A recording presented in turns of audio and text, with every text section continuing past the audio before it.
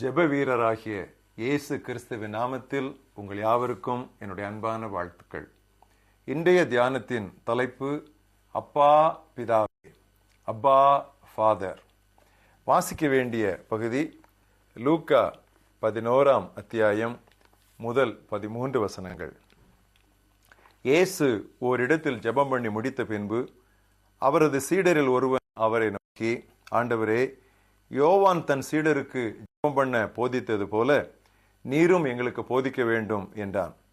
அதற்கு அவர், நீங்கள் ஜெபம் பண்ணும்போது, பரமண்டலங்களில் இருக்கிற எங்கள் பிதாவே, உம்முடைய நாமம் பரிசுத்தப்படுவதாக, உம்முடைய ராஜ்யம் வருவதாக, உம்முடைய சித்தம் பரமண்டலத்திலே செய்யப்படுகிறது போல பூமியிலேயும் செய்யப்படுவதாக, எங்களுக்கு வேண்டிய ஆகாரத்தை அன்றன்றும் எங்களுக்கு தாரும், எங்கள் பாவங்களை எங்களுக்கு மன்னியும், நாங்களும் எங்களிடத்தில் கடன்பட்ட எவனுக்கும் மன்னிக்கிறோமே, எங்களை சோதனைக்கு உட்பட பண்ணாமல் தீமை நின்று எங்களை ரட்சித்துக் கொள்ளும் என்று சொல்லுங்கள் என்றார். பின்னும் அவர் அவர்களை நோக்கி, உங்களில் ஒருவன் தனக்கு சிநேகிதனானா இருக்கிறவனிடத்தில் பாதி ராத்திரியிலே போய், சிநேகிதனே, என் சிநேகிதன் ஒருவன் வழிப்பிரயாணமாய் என்னிடத்தில் வந்திருக்கிறான், அவன் முன் வைக்கிறதற்கு என்னிடத்தில் ஒன்றுமில்லை, நீ 3 அப்பங்களை எனக்கு கடனாக தர வேண்டும் என்று கேட்டுக்கொண்டான். வீட்டுக்குள் இருக்கிறவன் பிரதியுத்தரமாக, என்னை தொந்தரவு செய்யாதே, கதவு பூட்டியாயிற்று, என் பிள்ளைகள் என்னோட படுத்திருக்கிறார்கள், நான் எழுந்திருந்து உனக்கு தரக்கூடாது என்று சொன்னான். பின்பு தனக்கு அவன் சிநேகிதனாய் இருக்கிறான் என்று எழுந்து அவனுக்கு கொடாவிட்டாலும், தன்னிடத்தில் அவன் வருந்தி கேட்கிறான் என்றாவது எழுந்திருந்து அவனுக்கு தேவையானதை கொடுப்பான் என்று உங்களுக்கு சொல்லுகிறேன். மேலும் நான் உங்களுக்கு சொல்லுகிறதாவது, கேளுங்கள், அப்பொழுது உங்களுக்கு கொடுக்கப்படும், தேடுங்கள், அப்பொழுது கண்டடைவீர்கள், தட்டுங்கள், அப்பொழுது உங்களுக்கு திறக்கப்படும். ஏனென்றால் கேட்கிறவன் எவனும் பெற்றுக்கொள்ளுகிறான், தேடுகிறவன் கண்டடைகிறான், தட்டுகிறவனுக்கு திறக்கப்படும். உங்களில் தகப்பனாயிருக்கிற ஒருவனிடத்தில் மகன் அப்பம் கேட்டால் அவனுக்கு கல்லை கொடுப்பானா? மீனை கேட்டால் மீனுக்கு பதிலாய் பாம்பை கொடுப்பானா? அல்லது முட்டையை கேட்டால் அவனுக்கு தேளை கொடுப்பானா?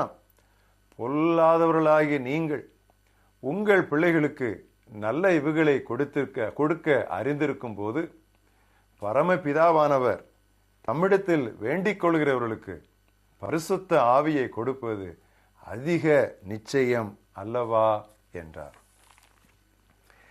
மனப்பாட வசனம் வாசித்த பகுதியிலே 2வது வரி, பரமண்டலங்களில் இருக்கிற எங்கள் பிதாவே, our Father who is in heaven. தங்களுக்கு ஜெபிக்க கற்றுத்தரும்படி சீடர்கள் இயேசுவை கேட்டபோது அவர்கள் குறிப்பாக யாரை நோக்கி ஜெபிக்க வேண்டும் என்று அவர் போதித்தார். பரமண்டலங்களில் இருக்கிற எங்கள் பிதாவே. இது சும்மா சொல்லப்பட்ட வார்த்தைகள் அல்ல, திட்டமான போதனையாகும். மத்தேயு 6ஆம் அத்தியாயத்தில் உள்ள இதற்கு ஒத்த வாக்கிய பகுதிகளில் எத்தனை முறை இயேசு உங்கள் பிதா, உங்கள் பிதா, உங்கள் பிதா என்று சொல்லுகிறார் பாருங்கள். 1ஆம் வசனம், 4ஆம் வசனம், 6ஆம் வசனம், 8ஆம் வசனம், 14ஆம் வசனம், 15, 18, 26, 32 அத்தனை வசனங்களிலே உங்கள் பிதா, உங்கள் பிதா என்று இயேசு சொல்லுகிறார்.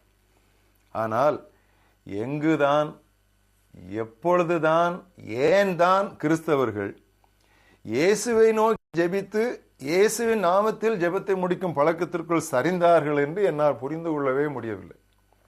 இயேசுவின் நாமத்தில் இயேசுவிடமே கேட்க முடியுமா? சற்றும் அர்த்தமற்றது. தமது மரணத்தை அடுத்து துவங்கவிருக்கும் புதிய உடன்படிக்கையின் யுகத்தை குறிப்பிட்டு இயேசு தமது சீடருக்கு உபதேசித்ததாவது, அந்த நாளிலே நீங்கள் என்னிடத்தில் ஒன்றும் கேட்க மாட்டீர்கள், மெய்யாகவே நான் உங்களுக்கு சொல்கிறேன், நீங்கள் என் நாமத்தினாலே பிதாவினிடத்தில் கேட்டுக்கொள்வது எதுவோ. நன்றாக கவனியுங்கள். யோவான் 6, 23, 24 இந்த வசனங்கள் உண்டு. கிறிஸ்து இறக்கும் வரை சீடர்கள் தங்கள் தேவைகளுக்கெல்லாம் இயேசுவிடம் நேரடியாக சென்று அவரிடம் கேட்டனர். ஆனால் புதிய யுகத்தின் ஜெப ஒழுங்கில் ஏற்பட வேண்டிய இந்த மாற்றத்தை இயேசு இந்த வசனத்தில் மெய்யாகவே என்று வலியுறுத்துவதை கவனியுங்கள். ஆதி சீடர்கள் பெந்தேகோஸ்தை அடுத்து எழுதப்பட்ட முதல் ஜெபத்தையே பிதாவை நோக்கித்தான் செய்தனர். அந்த ஜெபத்தை நான் உங்களுக்கு வாசிக்கிறேன். அப்போஸ்தலர் 4 அத்தியாயம் 24 முதல் 30. அவர்கள் அதை கேட்டு ஒருமனப்பட்டு தேவனை நோக்கி சத்தமிட்டு, கர்த்தாவே, நீர் வானத்தையும் பூமியையும் சமுத்திரத்தையும் அவைகளில் உள்ள யாவற்றையும் உண்டாக்கிய தேவனாயிருக்கிறேன். புறவினத்தார் கொந்தளித்து மக்கள் விருதா காரியங்களை சிந்திப்பானேன் என்றும், கர்த்தருக்கு விரோதமாகவும் அவருடைய கிறிஸ்துவுக்கு விரோதமாகவும் பூமியின் ராஜாக்கள் எழும்பி நின்று அதிகாரிகள் ஏகமாய் கூட்டம் கூடினார்கள் என்றும் தேவரீர் உம்முடைய தாசனாகிய தாவீதின் வாக்கினால் உரைத்தீரே.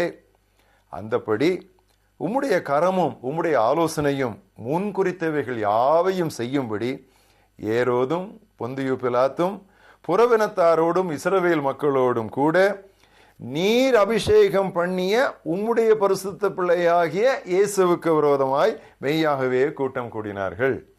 இப்பொழுதும் கர்த்தாவே, அவர்கள் பயமுறுத்தல்களை தேவரீர் கவனித்து உம்முடைய பரிசுத்த பிள்ளையாகிய இயேசுவின் நாமத்தினாலே அடையாளங்களும் அற்புதங்களும் நடக்கும்படி செய்து பிணியாளிகளை குணமாக்கும்படி உம்முடைய கரத்தை நீட்டி உம்முடைய ஊழியக்காரர் உம்முடைய வசனத்தை முழு தைரியத்தோடும் சொல்லும்படி அவர்களுக்கு அனுக்கிரகம் செய்தருளும் என்றார்கள்.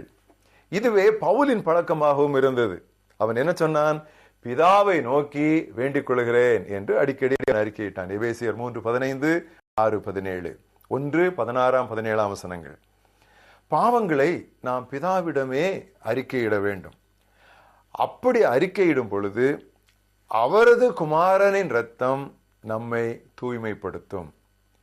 பிதாவிடம் நம்முடைய பாவங்களை அறிக்கையிடும் போது குமாரனானவர் பிதாவின் வலது பக்கத்தில் இருந்தும் பரிசுத்த ஆவியானவர் நமக்கு உள்ளே இருந்தும் நமக்காக பரிந்து மன்றாடுகின்றனர். நாம் இந்த தெய்வீக ஒழுங்கை ஜெபத்தில் ஒரு போதும் மறந்துவிடக்கூடாது.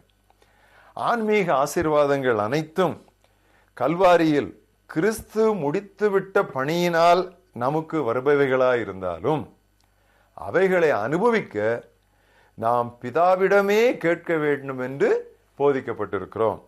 எடுத்துக்காட்டாக, ஆவியினால் நமக்கு ஞானஸ்நானம் கொடுப்பது யார்? ஆண்டவராகிய இயேசு கிறிஸ்து. ஆனா அந்த ஆசீர்வாதத்தை கேட்க வேண்டியது பிதாவிடமா? இயேசு என்ன சொன்னார்? பொல்லாதவர்களாகிய நீங்கள் உங்கள் பிள்ளைகளுக்கு நல்லவைகளை கொடுக்க அறிந்திருக்கும் பொழுது பரமபிதாவானவர் தம்மிடத்தில் வேண்டிக் கொள்கிறவர்களுக்கு பரிசுத்த ஆவியை கொடுப்பது அதிக நிச்சயம் அல்லவா? அப்படியானால் நாம் ஒருபோதும் இயேசுவை நோக்கி ஜெபிக்க கூடாதா? இல்லை. இயேசுவை நோக்கி ஜெபிப்பது ஒரு விதிவிலக்கா இருக்கலாம், ஆனால் அது வழக்கமாய் இருக்கக்கூடாது. பாமாலையிலே கூப்பர் என்பவர் அழகான ஒரு பாடல் ஏற்றிருக்கிறார். பிதாவே, மா தயாபரா, ரட்சிப்பின் ஆதி காரணா, சிம்மாசனமுன் தாழுவேன், அன்பாக மன்னிப்பீயுமேன். ஜெபிப்போம். பரமண்டலங்கள் இருக்கிற எங்கள் பிதாவே, எவ்விதமாக ஜெபிக்க வேண்டும் என்று உம்முடைய குமாரனாகிய இயேசு கிறிஸ்துவின் மூலமாக நீர் எங்களுக்கு கற்றுக் கொடுத்ததற்காக நாங்கள் உம்மை துதிக்கிறோம். பயந்து நடுங்கிக் கொண்டு இருப்பதற்கு பதிலாக அப்பா பிதாவே என்று நேரடியாக உம்மை தைரியமாக கூப்பிட்டு உம்மிடத்தில் எங்களுடைய தேவைகளையும் எங்களுடைய காரியங்களையும் சொல்லுவதற்கு திறந்த வாசலை கொடுத்தீரே, நாங்கள் உமக்கு நன்றி சொல்லுகிறோம்.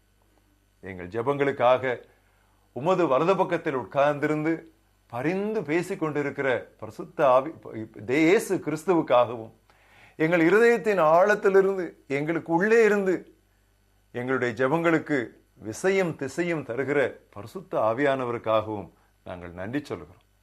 ஆண்டவரே, எங்களுடைய ஜெப வாழ்க்கையிலே நாங்கள் கொண்டு வர வேண்டிய திருத்தங்களை தைரியமாய் கொண்டு வர எங்களுக்கு உதவி தாரும். பிதாவே, பரிசுத்த ஆவியானவரின் வல்லமையின் மூலமாக இயேசு கிறிஸ்துவின் நாமத்திலே உம்மை ஸ்தோத்திரிக்கிறோம், உம்மை ஸ்தோத்திரிக்கிறோம், உம்மை துதிக்கிறோம். ஆமென்.